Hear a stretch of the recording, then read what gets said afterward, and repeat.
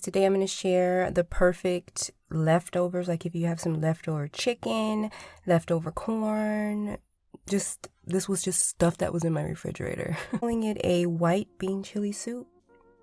Really good, you guys. So the first thing you're going to do is you're going to take a little bit of olive oil and you're going to add it to your pot. You're going to heat it up.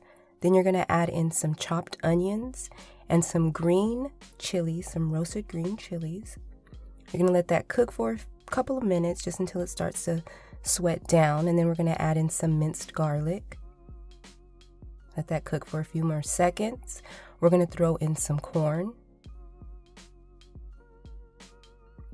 Then we're going to throw in I'm using some Great Northern beans, white beans basically, cannellini beans.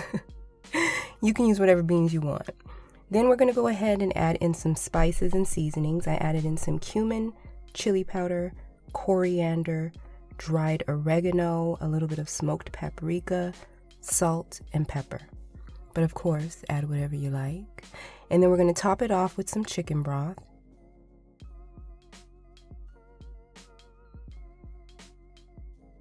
We're going to mix this up and we're going to let it come to a boil.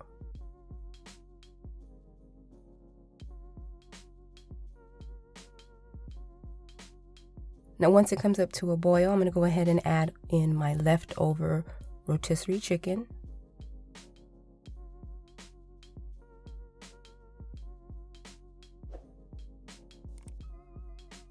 I'm going to mix it in.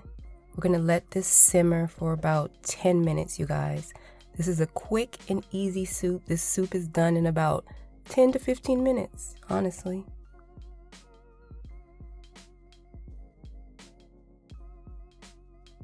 Now at the very end, we're going to add in some fresh lime juice